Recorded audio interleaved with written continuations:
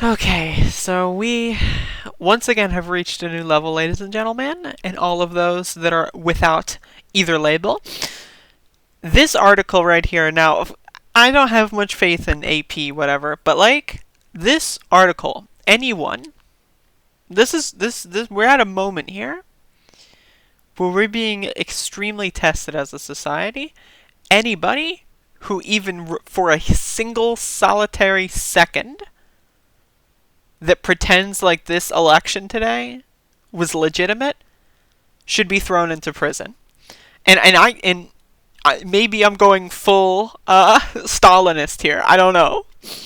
But like, if you have a platform, you're a candidate, you're a journalist, you're whatever, and you say that the election is fine, oh yeah, it's totally fair. Go out and vote, everybody, even though you might get infected with a disease that we don't have a cure for, and if you're old, then you might die. You have a very high chance of death from. But that's okay, go vote. Yeah, be a good little sheeple. Be a good little sheep. Just go vote. Just go vote for our guy, and then die before the general happens, so we can't count on your vote in November. Ugh. This article was written by psychopaths, and I'm going to read it in a moment here. This article, Biden wins Florida, Illinois as coronavirus disrupts voting, by Will Weissert and Brian Sladyosko. These people are psychopaths. They are disgusting. Anyone in the Biden machine, filthy. Like, again, it's just bizarre. It's so bizarre. So I'm just going to read out the highlighted bits here.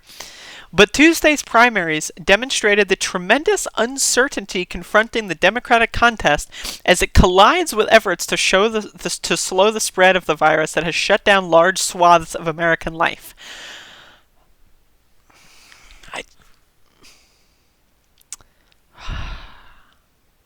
Some voters and election officials reported problems in the 3 states that voted. Ohio canceled their voting last minute. In the 3 states that voted, I've made videos, I think, for each state. I think I made a video for each state. Where? In Illinois, there's just polling places that don't exist. No one's there. You go to the vote, and there's nobody there, and you can't vote. That's legitimate? Are you kidding? Tom Perez, Joe Biden, all of these people deserve to be in prison. And it's one of those things where, again, maybe I don't know. Am I being hyperbolic here? You let me know. They are telling you that there is no problem with going out, violating CDC recommendations and guidelines. They said not to have any gathering above 10 people. Polling places are guaranteed to have gatherings above 10 people. There's images floating around of people being lined up, like, single file, shoulder to shoulder. It's disgustingly negligent. It is there are going to be people that die because of the DNC, because of Tom Perez, because of Joe Biden, because of Simone Sanders, because of Neera Tanden, because of all these fucking people, like the people that wrote this article. Oh yeah, we're just objective writers. We're journalists. We're objective. Oh, we're just telling you the facts. Oh, Biden wins. The election is completely illegitimate, but Biden still wins, guys, and that's all that matters. Unbelievable. The headline should be, Biden criminally tells people to go vote amidst or violating CDC guidelines, wins primary anyway. That should be the headline, but no. So I'm going to continue reading. Voting on Tuesday saw problems pop up across the country. Meanwhile, that's interesting wordage. In Okaloosa County in Florida's Panhandle, 24 poll workers dropped out, leaving elections supervisor Paul Lux's staff scrambling to train replacements. Again, there are going to be people that will contract the coronavirus and die because of this. Keep this in mind. These people are literally, proudly involving themselves in a process that is guaranteed to kill people. Disgusting. And then you have this stupid bitch here who gives a quote. Biden and Sanders are debating the merits of marginally different policies. There is an article that I haven't read yet, but it's floating around. It's in my bookmarks, where Biden has officially pledged that he is the only candidate in the Democratic race that will not force via executive order to make the coronavirus vaccine free of charge. He's the only candidate out of all the Democrats that took this pledge when they did that said, I will back up Big Pharma and refuse to make the coronavirus vaccine free. Biden said that. Marginally different policies. Oh, give me a break. Give me a break. This is again, neoliberals are the same as Republicans. They are fucking homicidal, disgusting, negligent, incompetent psychopaths. And at this point, if we have a prison industrial complex, we should be using it for them. This is just, I'm sorry, but I can't find words that properly describe how just terrifying this situation is. In Burbank, a small community southwest of Chicago, most of the voting stations stood empty at 8 a.m. Only 17 people had voted, a pace that officials said was unusually slow.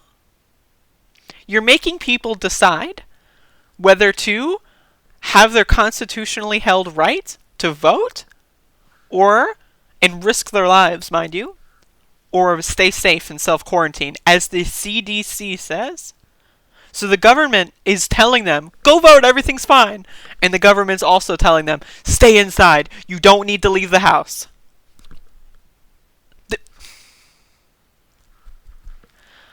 People are prioritizing their day-to-day survival right now, so they're not even thinking of voting as a priority.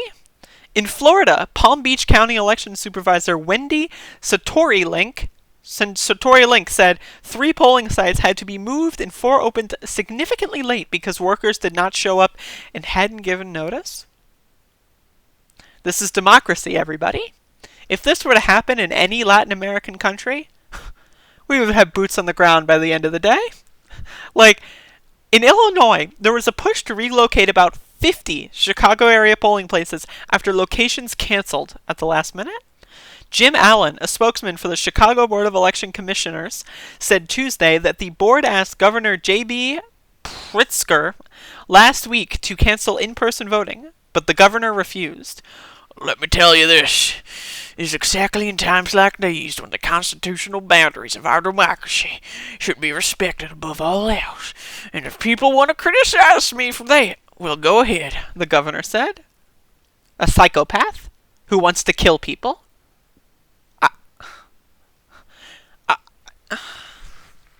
Again, maybe I'm overreacting.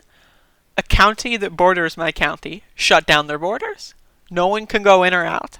If I wanted to go south from where I live right now, I'd have to take a detour because the county I'd have to go to is fucking locked up.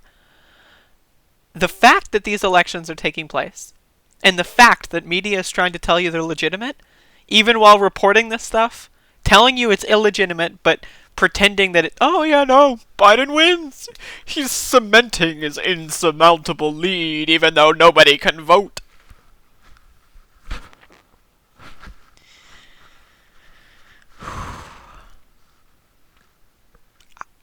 What is the thesis here? I don't have a synthesis for this one. Like, they should all be in prison. That's all I know. That's all I know. Tom Perez, go to jail for the rest of his life. Joe Biden, go to jail for the rest of his life. Neera Tanden, go to jail for the rest of her life. These people are disgusting. They're just criminal negligence. And it hurts to call it negligence because on one hand, they're saying, yeah, stay home, self-quarantine. On the other hand, they're saying, oh, go out and vote. It's super important constitutional right. Like, seriously. Like,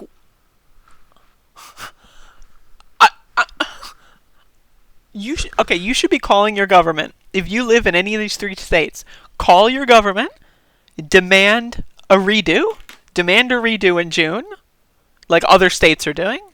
Georgia has pushed their primary back. No one's done a redo, but there needs to be a redo. You can't act like Ohio. Like, Illinois is very close to Ohio. If Ohio closes their polling stations, Illinois should do the same. You know what I mean? Oh my god. Oh my fucking god. Someone died from the coronavirus today. Today. Hours ago. In Illinois. Meanwhile, the government is telling you it's safe to vote. Oh wait, no, but they're also telling you to self-quarantine. Which is it, Jack? Which is it?